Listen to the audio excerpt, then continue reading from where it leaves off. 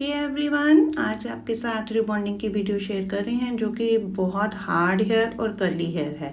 इन hair पर हमने rebonding कैसे करनी है।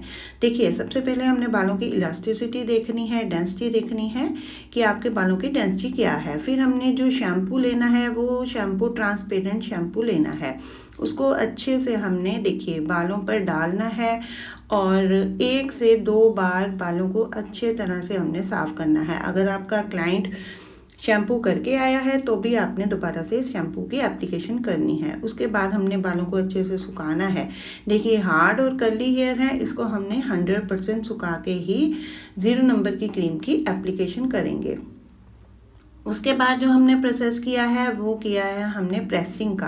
देखिए, अगर आप कर्ली हेयर पर ही उसके ऊपर क्रीम की एप्लीकेशन दोगे ना तो क्या होगा कि आपकी क्रीम अच्छे से पेनिट्रेट बालों में नहीं होगी, वो क्यूटिकल लेयर तक नहीं जा पाएगी, कोटेक्स लेयर तक नहीं जा पाएगी। उसके बाद हमने क्या किया है, 0 नंबर स्कॉच ऑफ की ग्लैड की हमने जो क्रीम है वो ली है। उसको हमने अच्छी तरह से मेल्ट करना है। ये देखिए, अच्छी तरह से क्रीम को मेल्ट करेंगे, इस तरह से बिल्कुल नहीं लगाएंगे। मेल्ट करने से क्या होगा, ये एक स्मूथ टेक्सचर बन जाएगा। अब लगाने का तरीका क्या है, हमने छोटे छोटे सेक्शन लेकर उसको क्रीम को क्या करना है, बालों के ऊपर लगाना है। ये हमने 4 सेक्शन किए हैं और नीचे वाले जो नेप एरिया है वहाँ वाला सेक्शन हमने निकालना है। अब हमने जो क्रीम की एप्लीकेशन करनी है ये 1 इंच की दूरी से करनी है, क्योंकि ये क्रीम जो होती है ये हमारे बालों के टेक्सचर को चेंज करती है, हमारे बालों के हेयर को ब्रेक करती है, तभी हमारा बाल बाद में सीधा हो पाता है। अच्छे से इसकी एप्लीकेशन करनी है, आपका एक भी बाल छूटना नहीं चाहिए। एप्लीकेशन करने के बाद आपने क्या करना है, उस पर कॉम चलानी है, क्योंकि कॉम चलाने से क्या होगा, आपका हर एक बाल क्रीम से कवर हो जाता है। जैसे कि वीडियो में दिखाया जा रहा है कि स्कैल्प पर आपने बिल्कुल नहीं लगानी, नहीं तो आपको डैंड्रफ और हेयर फॉल की प्रॉब्लम हो सकती है। तो अच्छे से हमने देखिए 1 बाय 1 हमने क्रीम की एप्लीकेशन कर दी है। और क्रीम की एप्लीकेशन करने के बाद इसको अब हम कम से कम पहले तो 15 से 20 मिनट तक रखेंगे। 15 से 20 मिनट तक रखने के बाद फिर हमने 1 बाय 1 चेक करना है। अगर आप 15-20 मिनट के बाद रखने के बाद अगर चेक नहीं करते तो अगर आपका बाल इलास्टिसिटी कम होगी तो वो बॉन्ड ब्रेक हो जाएगा और बाल जो है वो आपका जल भी सकता है। तो आपने 15 से 20 मिनट रखने के बाद क्या करना है, उसको अच्छे से चेक करना है। जैसे कि अब हम चेक कर रहे हैं, ये मैंने 30 से 35 मिनट तक रखा था और ये देखिए इस तरह से अगर आपका जो हेयर है ये स्प्रिंग बनना शुरू हो जाए तो आपके बालों का जो हेयर है वो बॉन्ड ब्रेक हो गए हैं। हेयर के बालों का जो टेक्सचर है वो चेंज हो चुका है। अब हमने रिंस करना है। रिंस के लिए आपने गुनगुना पानी लेना है, आपने ठंडा पानी नहीं लेना। तो रिंस हमने क्या किया है, सिर्फ गुनगुने पानी से, आपने शैम्पू का यूज़ नहीं करना। अब हम यहाँ पर मास्क ले रहे हैं, हमने रिबॉन्डिंग का ही मास्क लिया है, मोर शैम्पू का मोर उसका मास्क का लिया है। तो इसको हमने अच्छे से पूरे बालों पर लगा देना है। लगा के हमने इमर्सिफाई करना है और बालों के ऊपर ये क्या करेगा, लेयर बना देगा। अगर आपका बाल बहुत फ्रीजी है तो ये स्मूथ हो जाएगा। देखिए, हमारे जो 0 नंबर की जो हमने स्कॉच ऑफ ग्लैड की क्रीम यूज़ की थी उसके बाद ही हमारे जो बॉन्ड ब्रेक भी हो चुके हैं और हमारे बालों में देखिए शाइन भी आ गई। आपको फर्स्ट क्रीम से ही उसका रिजल्ट दिखना शुरू हो जाएगा। अगर आपकी 0 नंबर की क्रीम लगाने के बाद आपके बालों का टेक्सचर चेंज नहीं हुआ, बाल बहुत ज़्यादा ड्राई है, तो आपकी रिबॉन्डिंग आप जान लो कि वो सही नहीं हो पाए। अच्छे से हमने टॉवल ड्राई किया। टॉवल ड्राई करने के बाद अब हमने मीडियम ड्राई किया है, हमने एकदम से ब्लो ड्राई नहीं किया। मीडियम ड्राई करके बालों को अच्छे से हमने सुखाना है। सुखाकर हमने क्या किया कि 4 सेक्शन में इसको डिवाइड कर लिया। अब हमारा नेक्स्ट जो प्रोसीजर है वो है प्रेसिंग का।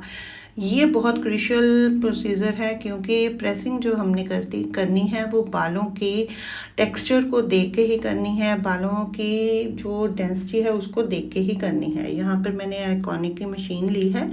अब यहाँ पर जो मैंने टेम्परेचर रखा है, ये कर्ली हेयर है, कर्ली हेयर के लिए मैंने अभी 210 रखा है। और बालों को हम देखेंगे अगर हम प्रेसिंग करते हैं तो बालों में कितनी शाइन आती है। और ये देखिए 210 रखने के बाद हमारे बालों में इतनी शाइन आ गई। तो इतनी शाइन आ गई तो हमने देखना है कि अगर आपके 190 या 210 करने के बाद बालों में शाइन नहीं आती है तो आप टेम्परेचर चेंज कर सकते हो। और आपने जो प्रेसिंग करनी है वो बिल्कुल छोटे छोटे बाल लेकर उसको अच्छी तरह से आपने प्रेसिंग करनी है पीछे की तरफ लेकर। और ये देखिए हमारे बालों में कितनी शाइन भी आ गई और हमारा बाल स्मूथ भी होना शुरू हो गया। इसी बालों पर अब हमने क्या करना है, लेयर देनी है स्ट्रेटनिंग की। अब इसके बाद हमारा सेकंड जो प्रोसेस है न्यूट्रलाइज़र का, यहाँ पे मैं ग्लैड स्क्वाश ऑफ की क्रीम यूज़ कर रही हैं जो कि न्यूट्रलाइज़र है। इसको हमने वैसे ही लगाना है जैसे कि हमने 0 नंबर की क्रीम लगाई थी। ये भी हमने स्कैल्प पर नहीं लगानी, अगर बाय चांस लग भी जाती है स्कैल्प पर तो इसका कोई हानि नहीं होती।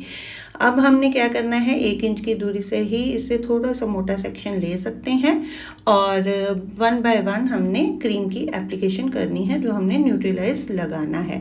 पर ये जो सेक्शन है ये आपने प्रोसीजर है वो कम से कम 5 से 10 मिनट में अच्छे से कर देना है, अच्छे से कॉम्ब रखनी है और बालों को बिल्कुल स्ट्रेट फॉर्म में रखना है। यही क्रीम है जो को बालों को आपको स्ट्रेट करेगी, जो हमने बॉन्ड ब्रेक किए थे उसको ये सीधा करेगी। अब ओनली टू ओनली हमने 10 से 12 मिनट रखा है, इससे ज़्यादा आपने नहीं रखना। फिर से हमने रिंस किया है, ये देखिए ये अच्छे से बालों को हमने रिंस किया है और जितनी भी क्रीम है हमने वो सारी बालों से निकाल लेनी है। बालों से निकालने के बाद फिर हमने अगेन अच्छे से उसको क्लीन कर देना है, रिंस करना है पानी से। और ये देखिए हमारे बालों में कितनी शाइन भी आनी शुरू हो गई। अब हमने क्या करना है, अगेन मास्क लिया है, मोर का मास्क अगेन लिया है हमने जो कि स्मूथनिंग रिबॉन्डिंग का मास्क है। अब हमने इसको बिल्कुल छोटे छोटे सेक्शन लेके अच्छे से बालों में इसको लगाना है। पहले हमने जो बालों पर लगाया था वो बड़े बड़े सेक्शन लिए थे, अब हमने बिल्कुल छोटे छोटे सेक्शन लेकर उसको बालों पर के ऊपर लगाना है और कम से कम 10 मिनट के लिए छोड़ देना है। अब छोड़ने के बाद ये देखिए हमारे बालों में कितनी शाइन, स्मूथ और बाल हमारा कितना सिल्की भी हो गया। इस तरह से आपको क्रीम की जो हमने क्रीम लगाई थी 0 नंबर की क्रीम, जब 1 नंबर की क्रीम लगाई थी उसके लगाने के बाद इस तरह से आपको रिज़ल्ट दिखेगा।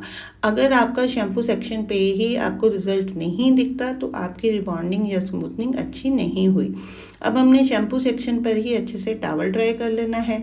टॉवल ड्राई करने के बाद देखिए सारा पानी हमने सुखा देना है। फिर से हमने सबसे पहले क्या करना है कि कोल्ड ड्राई करना है। ऑलरेडी हमने ब्लो ड्राई नहीं करना, कूल ड्राई करने के बाद हमने फिर ब्लो ड्राई करना है। बिल्कुल हल्का हल्का सेक्शन लेके हमने पैडल ब्रश लेना है और ब्लो ड्राई करना है। ये हमने अच्छे से अभी ब्लो ड्राई कर दिया।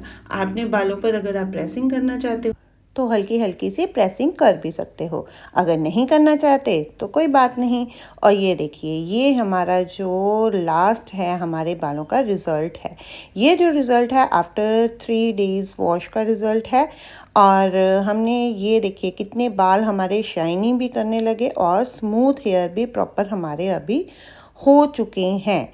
3 दिन के बाद आपने वॉश करना है और अच्छे से इस तरह से आपने रिज़ल्ट पाना है। अगर आपको ये मेरी रिबॉन्डिंग फुल वीडियो अच्छी लगी है लाइक शेयर ज़रूर कीजिए और कमेंट बॉक्स में ज़रूर कमेंट कीजिए।